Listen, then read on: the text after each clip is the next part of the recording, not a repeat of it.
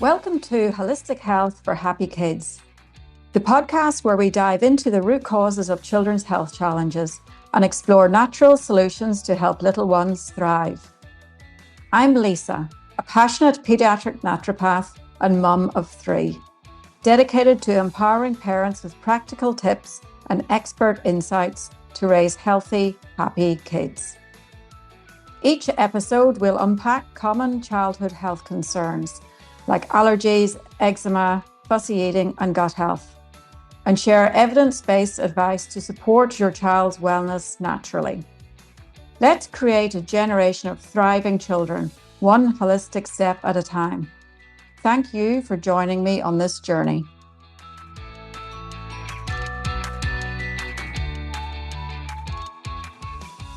So welcome to this episode of Holistic Health for Happy Kids. And today we're joined by one of our naturopaths, Sarah Pretorius. And we're going to be talking all about preconception and pregnancy. And if you listen to the end, you'll hear a great way that we can really support you through this whole journey of preconception, pregnancy, and having a baby. So stay tuned to the end for more details on that. But welcome back to the podcast, Sarah. Thanks, Lisa. Great to be back. That's good. So we're going to start off talking about preconception and gut health, because really, what is gut health not related to? So, and we're big advocates for doing really thorough preconception care here because it just pays dividends in the end.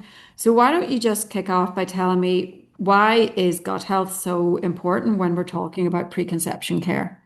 Yeah, so I guess it's not normally on someone's radar necessarily. Often when you have it, when you're planning a pregnancy or certainly like the women that I see, they will be on like a prenatal, and that's kind of the extent of the preconception care. I think it's really helpful to know that looking at what you can do to the gut microbiome is actually, there's so much research now to show how much it impacts pregnancy. And I think in particular, like how it reduces the risk of like pregnancy complications.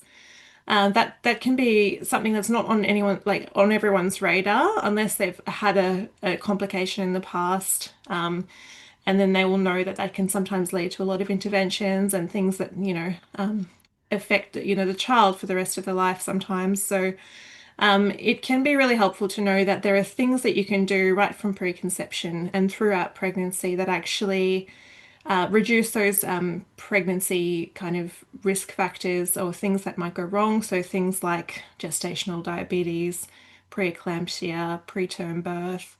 There is actually research to show that certain gut sort of states are more likely to cause those things. So we can kind of go in and prevent that from happening, or at least try to prevent that from happening or reduce the risk of that.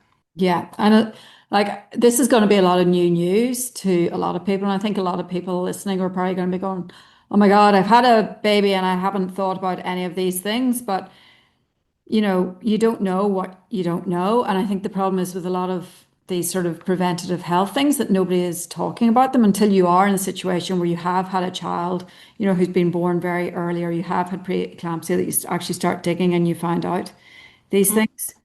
So what about probiotics? Are they something that you would recommend to improve gut health before pregnancy?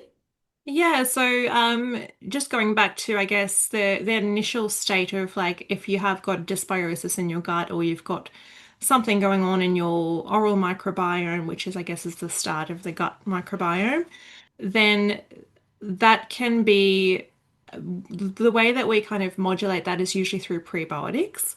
But probiotics do have a role to play, especially in those like those few months or the 6 to 12 months leading up to pregnancy, depending on where you're at. They are a good thing to have or use when you're trying to treat a specific condition.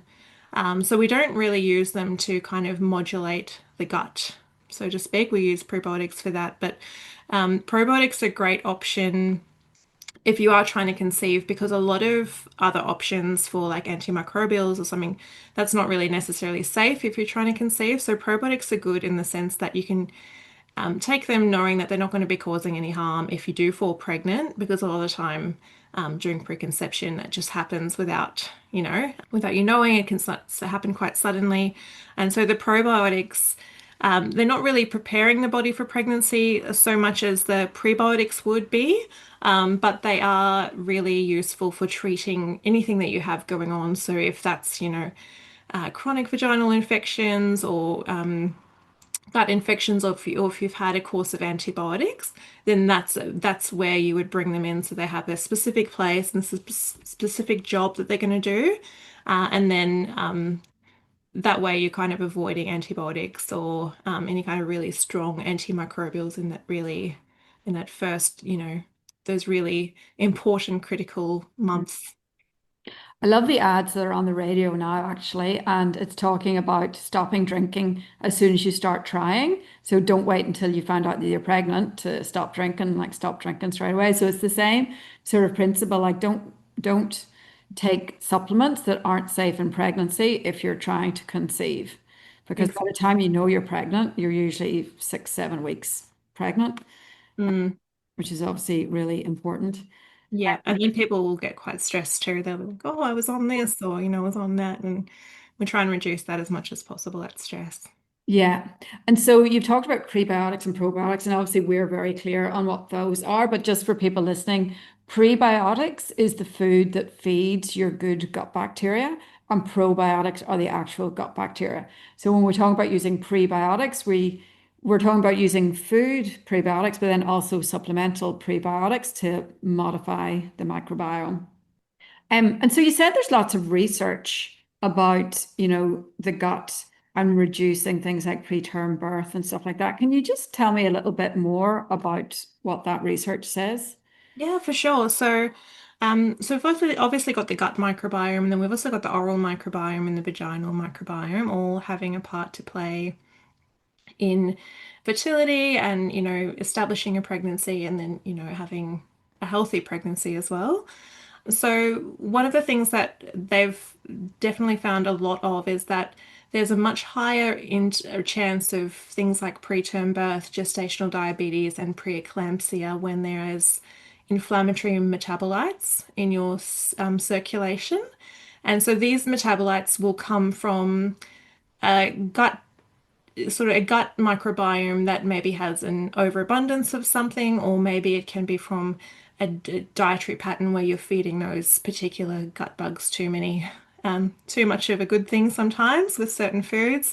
And then they're producing metabolites that are actually quite inflammatory. So, for example, LPS, which is one of the metabolites that is associated with a lot of inflammation in the throughout the body, and that one, it affects egg health, fertility, so the actual ovulation process. It can actually also lead to miscarriage if you have too much of it, and then yeah, leading to things like the gestational diabetes and preterm birth as well, and preeclampsia. So all of those things that you would want to avoid, you can do that. You can help reduce your risk by actually reducing the potential for LPS to be in your circulation. And what would be the dietary patterns that would increase the production of those lipopolysaccharide, the inflammatory compounds in your gut? Yeah, so a high intake of animal fat generally. Yeah.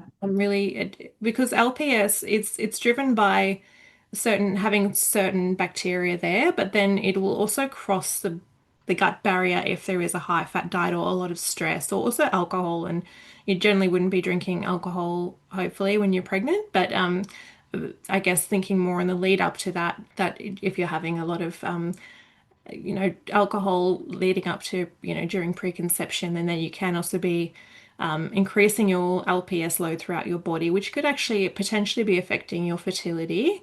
And that's something you kind of want to nip in the bud if that's the case, try and reduce the LPS. And we do that by reducing the bacteria that produce that. And then also we help to kind of do some gut healing and also change the diet so that it's not actually getting into your system. So it's the high animal fat diet. So say if somebody has been doing like a ketogenic diet or even just a really high protein diet, would that also have the same effect? Yeah, well, potentially, like it's the fat in particular with LPS, and it's also the combination, like I said, of stress and things like that. Um, but there's also another metabolite called TMAO, and that one is similar in the effects of actually increasing your chance of having all of these pregnancy complications. TMAO is also something that you get from meat intake, too much meat intake. And the research shows that actually even moderate intakes of red meat can actually raise your TMAO levels.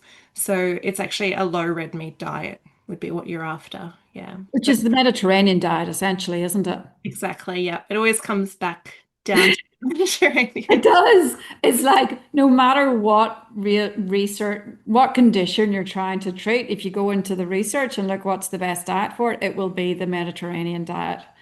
Yeah. It's the perfect thing for everybody. So, and prebiotics, is there specific prebiotics you like to add for like fertility and hormones, or do you prefer to do it through food? Like, how do you do that? Yeah, just with the Mediterranean diet, that's the main reason why it's so good is because it does have so many prebiotic foods. It's got all those rich polyunsaturated fats and um, like polyphenols, so brightly colored foods. So those prebiotic foods it is a really, really important part. And so I can kind of talk about a few of those, but I will also often give actual prebiotics. So those are specific fibers that we know will have a benefit for the body, and so we know they'll feed certain bacteria that we know will be helpful. Yeah. And so we're often using and definitely making sure that the diet is excellent. And then we'll also often put some prebiotics in there as well, just to make sure that we're producing those short chain fatty acids, because that's essentially is going to be reducing the LPS transfer into the blood, and just reducing the inflammation overall throughout the body. I mean, one of the biggest complaints that ladies will often have when they're pregnant is constipation. I mean, I remember when I was pregnant, it was just like unholy constipation, like what the hell? And all of this stuff will reduce your chance of preterm birth and reduce your chance of preeclampsia, but it will also reduce constipation, won't it? Yeah, yeah, for sure. I mean, I think sometimes with the constipation, it really it can be because of where the baby's sitting sometimes, how they're sitting. But yeah, definitely it will have an effect on improving your bowel movements. And one of the key ones that we use in that regard is lactulose, so that can be really helpful, and PHGG. But they work on so many different levels. Yeah.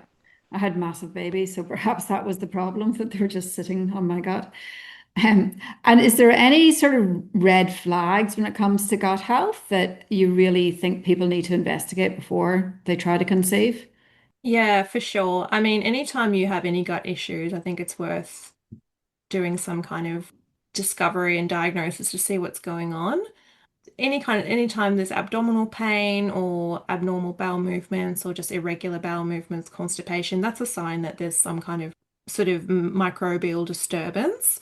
And so we want to kind of get that down, because that automatically usually means that there's a lot of endotoxin potential or inflammatory potential.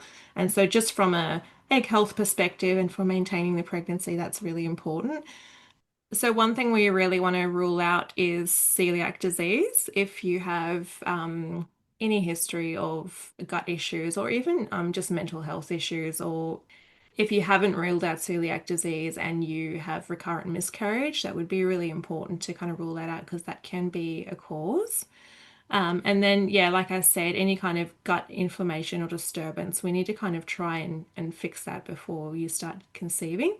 One of the main things, obviously, you can get something called SIBO, where you've got just too much bacteria going in the small intestine, and it can just cause inflammation and bloating. A lot of people suffer from bloating, and sometimes SIBO is behind that.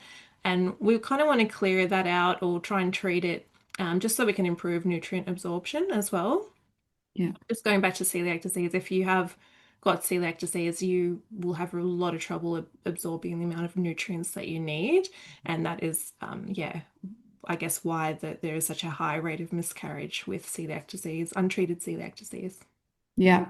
And I think I read today because they've just brought out a new test, or they're working on a new test for celiac disease, but 4 out of 5 people with celiac disease are undiagnosed. So, and I think 50% of people with celiac disease don't actually have any overt symptoms. So I would say it would just be one of the screening checks that you would do preconception, whether you have symptoms or not, really. Yeah, for sure. Irish people have the highest rates of celiac disease in the world as well. So if you look at your ethnicity and where your genes are from is another clue if you should be checking that. You're a naturopath, so obviously you love your herbs. What's your favorite herbs to support ladies in the lead up to pregnancy? And how do you know what is safe and what's not safe? Yeah, so I guess it just depends on the person, what they're going through. I think often in the lead up to pregnancy, that there can be a level of stress associated with trying to conceive sometimes or having fertility challenges. So that will kind of that will kind of lead me to giving different types of herbs. But often I'll be doing like reproductive tonics, like uterine tonics, and nervines really, to help support the nervous system and prepare for the change of life that you are going for. So a lot of time, yeah, people are under a lot of stress, and nervine herbs can be a really helpful way to make sure that you're ovulating, because even if you do have a regular period, sometimes that still can sometimes be non-ovulatory if there is a stress component going on in your life. So I use a lot of nervines and adrenal herbs to help with that, and then also the reproductive tonics. So things like shatavari is a really good one, and withania sometimes, also lemon balm, lady's mantle are some of the ones I use quite frequently. And so in terms of safety, we base our safety on how well we know the herb. And so a lot of these herbs have a really, really long history of use, and we know that they're safe if you are to fall pregnant. The things that we would be avoiding are things that have uterine sort of stimulating properties. And sometimes the ones that are most likely to have those are like the antimicrobials. So things like wormwood, if someone's treating for worms, or yes, like oregano in a tincture can be quite, stimulating. So if someone is trying to conceive and they need to use antimicrobials or worming remedies for some reason, we'll just pulse the remedies. So they're just doing it for the first 10 days of their cycle. So from day 1 to day 10, and then you stop. So you're still able to kind of get what you need from a herb, but we just kind of give it a break if you are trying to conceive or if you're not using contraception. And yeah. Yeah. So how do you like tailor prescriptions as pregnancy progresses? Like, do you have a different kind of repertoire of herbs that you like to use in the first trimester compared to the second trimester compared to the third trimester? Not specifically. I guess a lot of the time I actually don't use any herbs in the first trimester. And that's because of like the perceived risk. And, if you Google any herb, it'll say don't use in pregnancy. So we obviously only using herbs that we know are extremely safe. And we also use it in like tea forms normally. But generally, I will actually try not to prescribe herbs, especially in the first trimester. There is quite a high rate of miscarriage. I don't know what the current rate is, but I think it's something like 1 in 4 pregnancies don't continue. And so there is always a lot of anxiety, I think, in some people about what they're taking. And so we just try to reduce any perceived risk as well, and just kind of let them know that they're completely safe. They don't have to worry. If they do a Google search, they're not going to find some random article saying that it's unsafe. So in pregnancy, we try to avoid herbs, but there's a lot of other things we can do to support them if they have an infection or something like that. We'll tend to use like nutritional remedies and things that we know are really, really safe. Yeah, so in second trimester, I guess the focus is on more on nutrition. You're doing so much growing, the baby's growing so much. So that can also be a time when you kind of need to really focus on the nutritional aspects of your diet, and getting lots of stews and foods that are high in minerals. So sometimes we can put mineral rich herbs in like a stew or a soup, or something like nettle. But we're not going, once again, we're not going too hard with any herbs.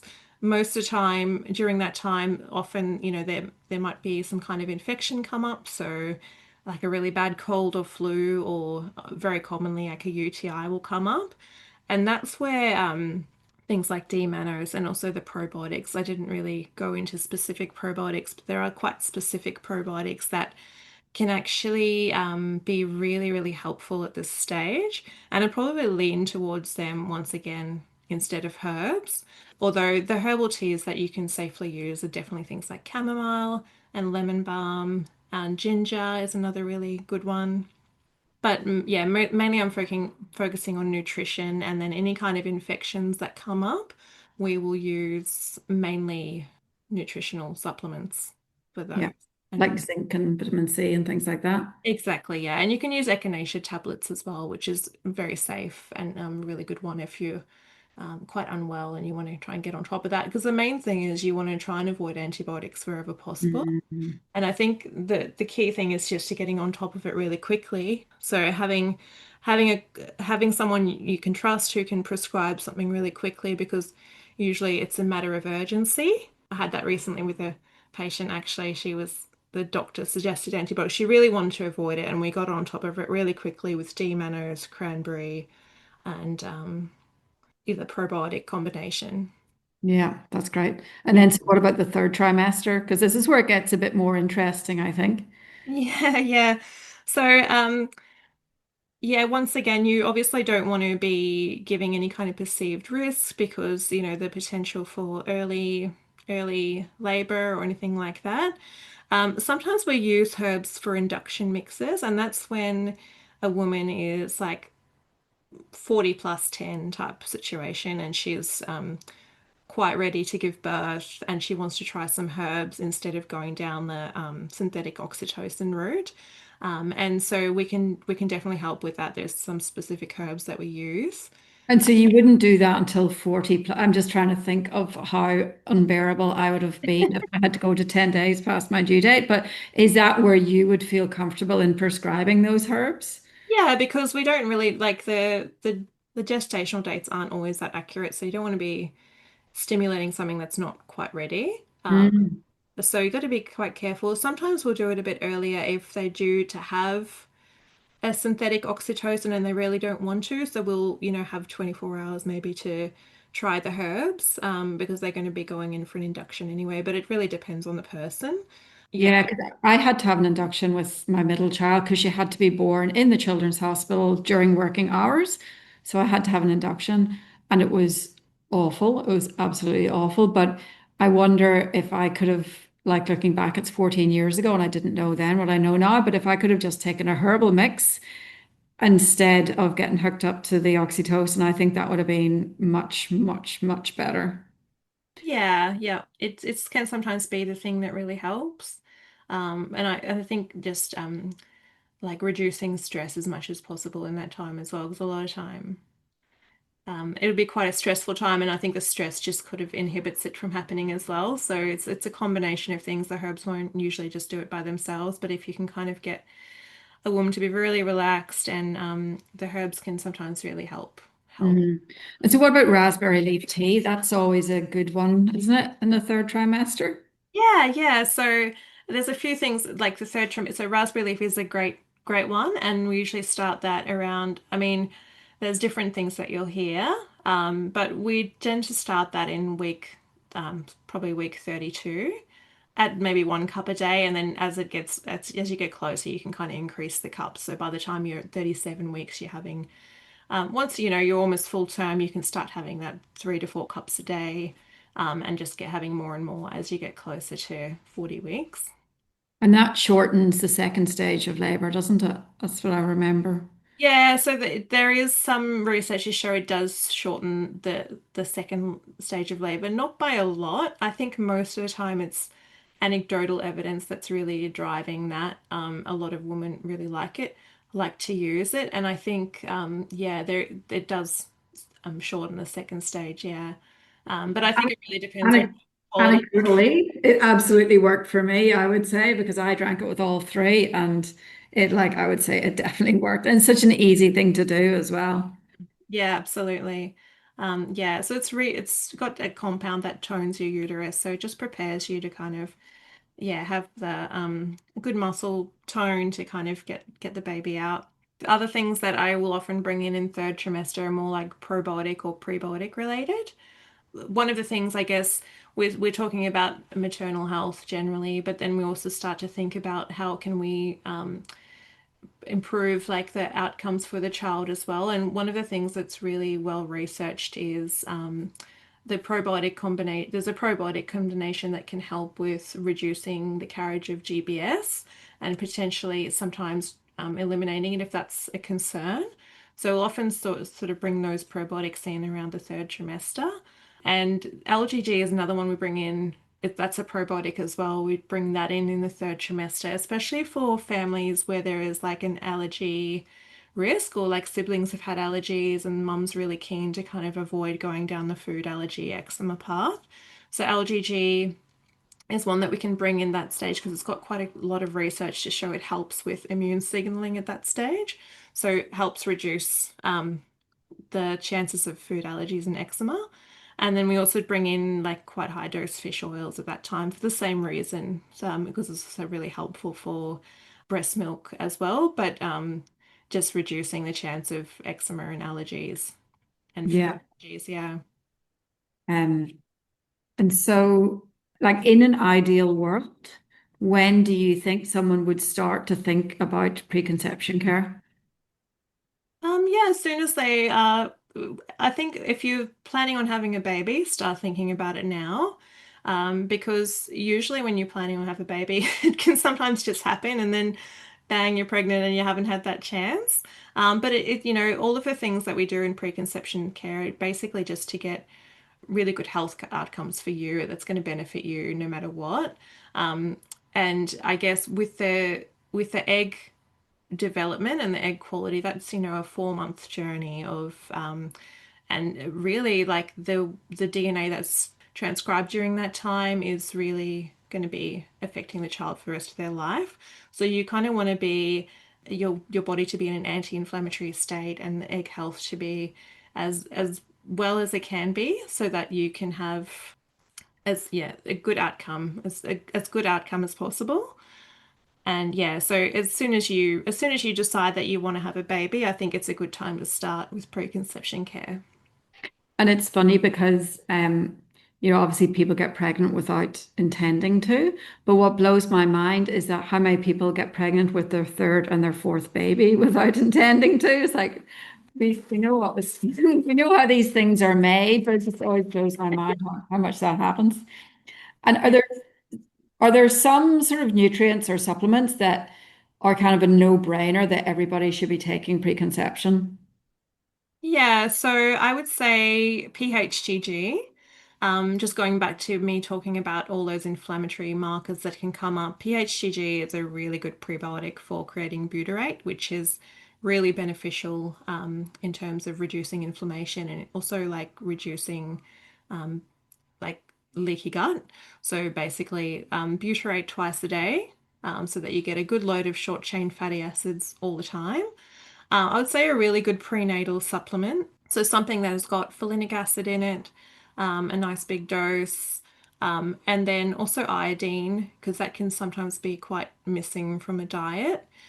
And yeah, that will also depend on what your levels are of things and whether you have any issues with absorption, but a really good quality prenatal that's got the the levels of things on the bottle so that you know what you're actually taking. Yeah, the other thing I think is helpful would be sometimes just some herbs can be really helpful, especially if you have yeah, issues with stress or anxiety. That can really help improve ovulation, and so that's a nice one to do as well. Yeah. And what about like for second or third pregnancies? Do you approach those differently?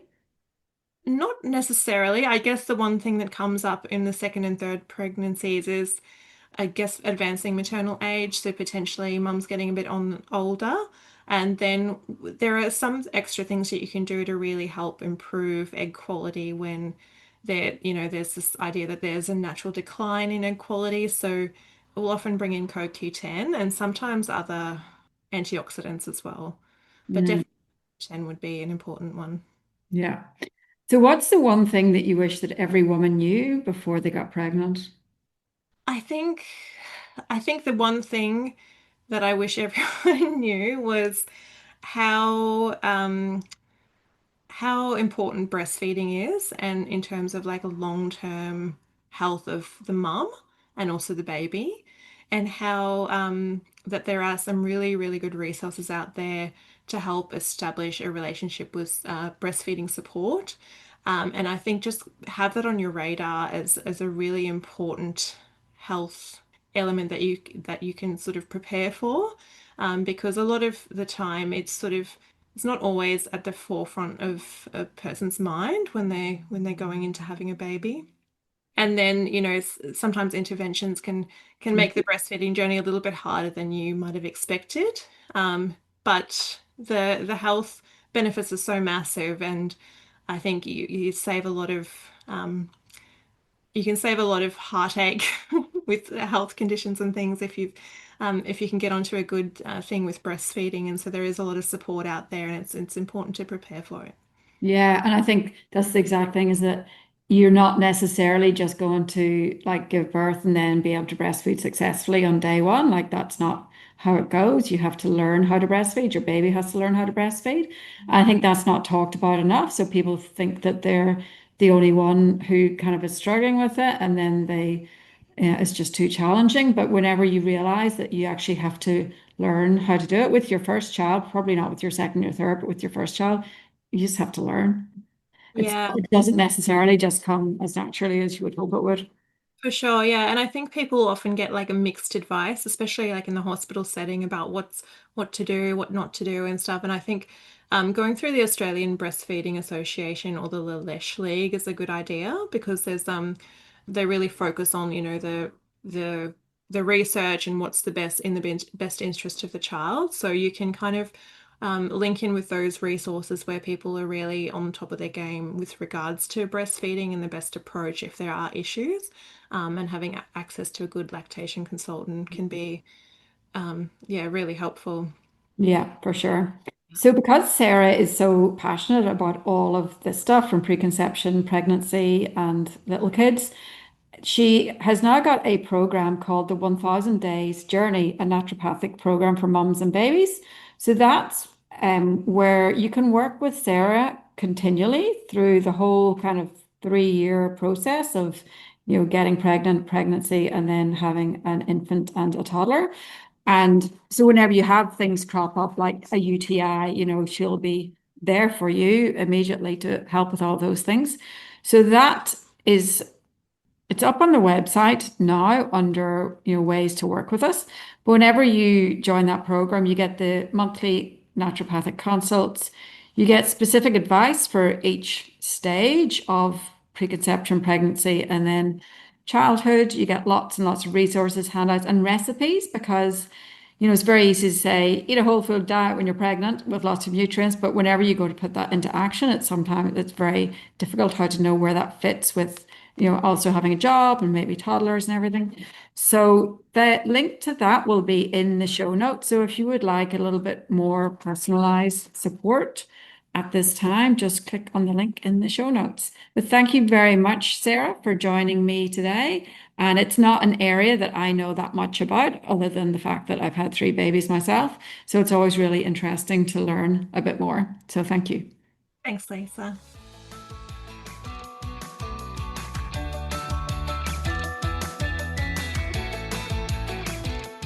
Thanks for tuning in to Holistic Health for Happy Kids. I hope you found today's episode helpful and inspiring on your journey to raise thriving, healthy little ones. Remember, small, consistent changes can lead to big transformations. If you enjoyed this episode, please subscribe, leave a review, and share it with other parents who might benefit. You can also follow me on Instagram and Facebook at the Paediatric Naturopath for more tips, tools, and inspiration. If you've got a question or a topic you'd love to hear about, please send me a message. I'd love to hear from you. Until next time, take care, and keep supporting your kids in the most natural, nurturing ways possible.